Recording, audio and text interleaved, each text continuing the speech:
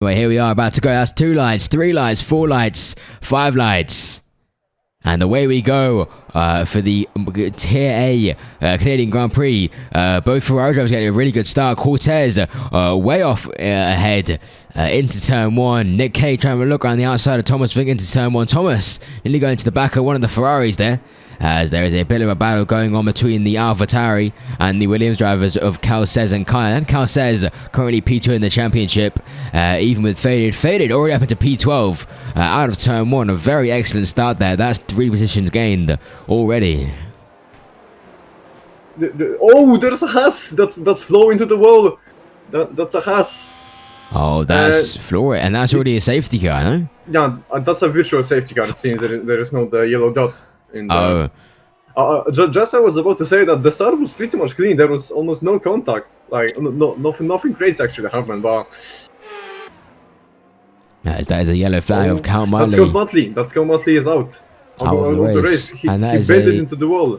And that's a full safety car. That's going to close the field up and close down that gap that Cortez has been building up over the last 3 laps. Although I wouldn't be surprised, as them fronts are still just slightly struggling to grip up, but it's definitely getting there. This is a big fight out here. Imagine now is gapped by these two. Oh, Calcez goes wide. And Focus is in the lead of this pack. Oh, there's gonna be Calcez and Counterfeit as Kian gets another time penalty. Was a tad bit too early, and I'm not sure it's actually going to work for Thomas. I think he's going to lose a lot of time. Oh, no, Newman bent it! Newman's bent it. Who was surprised? Is that going to be another safety? That is another safety car caused him by the Ferrari of Newman, putting it into the wall.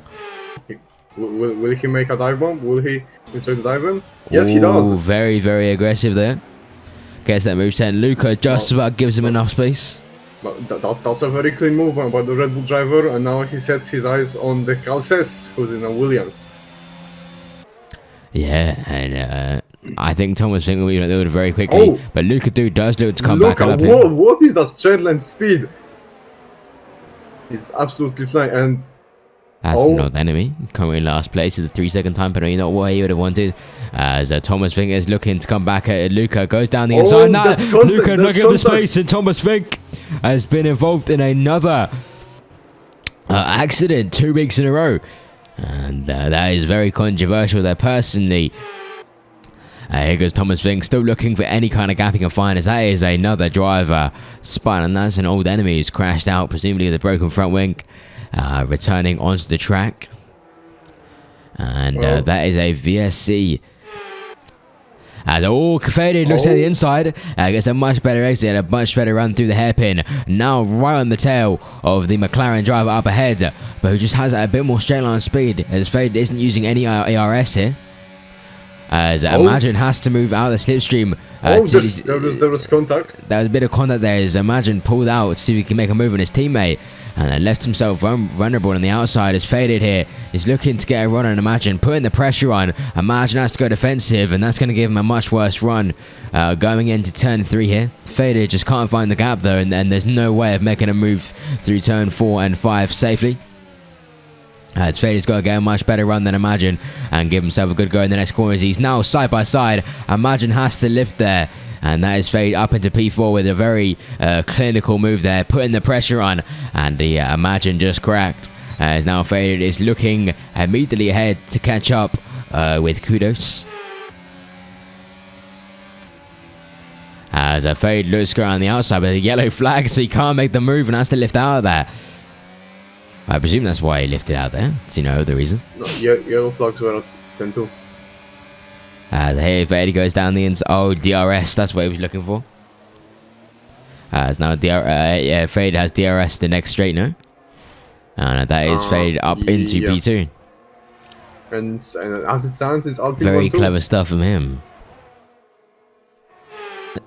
did everything perfectly today after crashing into the Wall of Champions and qualifying. Come from the back of the grid, navigated through the safety cars and that transition point in the middle of the race almost perfectly to come across the line and take the win in the Tier A 10 Controls Grand Prix. And that is Faded in first position. Next across the line, quarter way back, his teammate Nick Kay, who was leading the race in P2.